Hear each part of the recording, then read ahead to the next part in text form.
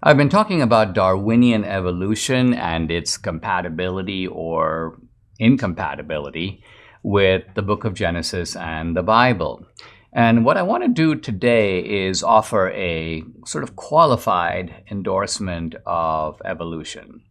Now, I realize that some people think that evolution is kind of all nonsense and they don't think there's anything there at all, or they endorse evolution in such a limited way, like, yes, there can be some adjustments within a species, but evolution as an explanation for transitions between one form of life and another, they're like, we don't accept that. We can't see it happening, and therefore it's difficult for us to believe. But let's remember, there are many things that we can't see happening, and we don't see happening, but nevertheless we do believe.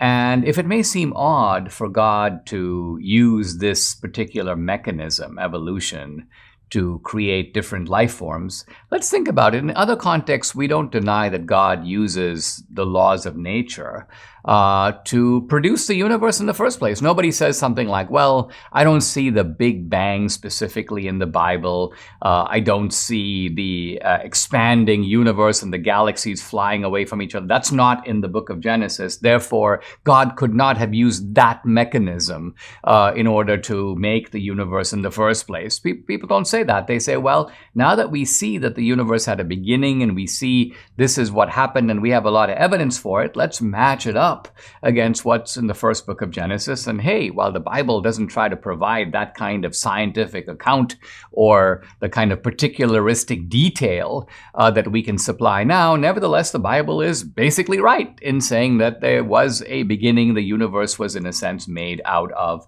nothing. Now, with evolution, there is one thing that is, I think, the strongest single piece of evidence for evolution. And so I'd like to tell you what that is. Imagine a kind of a long table, and it would have to be many miles long. So let's just make it a thought experiment. We have a table that is 20 miles long. And what we're going to do is take all the fossils that we have in the world, fossils that, just hundreds of thousands of fossils collected from all different places on the earth.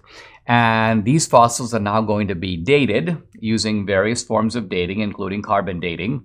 So we can reasonably precisely place these fossils, not to the particular day or month or even year, but in terms of time periods. And so you have all these fossils, and then what you do on the table is you start laying out the fossils in chronological sequence. So the oldest fossils come first, and then the next oldest, and then the next oldest, and then the most recent fossils will come last.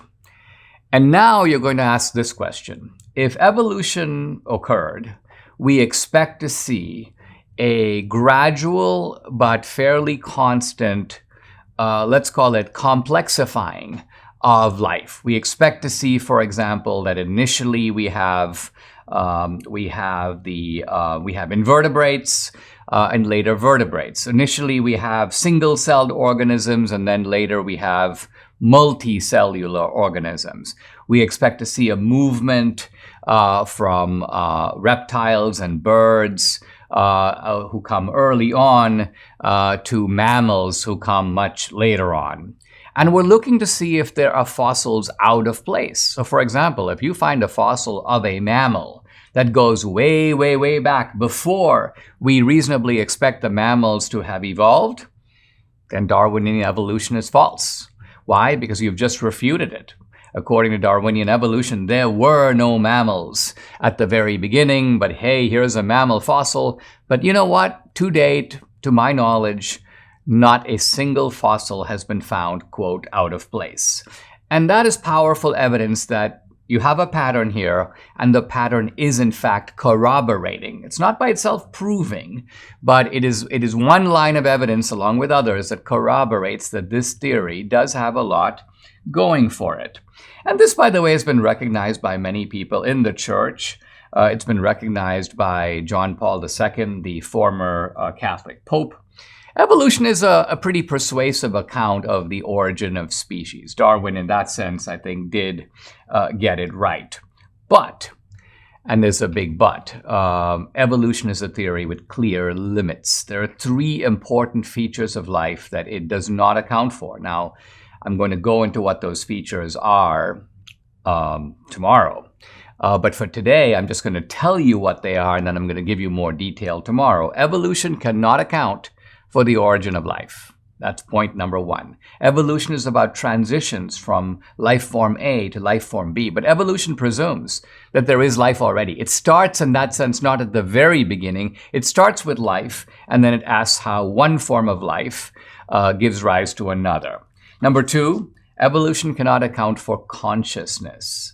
We could, in fact, have beings in the world that did all the things that we do as human beings. We would operate in the world, we would respond to our environment, but we would not be conscious. We would do it sort of like robots, or we would do it sort of like zombies. Zombies, after all, are basically human without consciousness. So evolution can't account for the origin of life. It can't account for consciousness. And third, it can't account for human rationality and morality, two of the most defining features of human nature. The fact that we are rational and we not only survive in the world, we can perceive what's true and what's false. And number two, the fact that we have this moral compass, this conscience, what Adam Smith called the impartial spectator. These are three huge things about life, and specifically about human life, for which there is no adequate evolutionary explanation.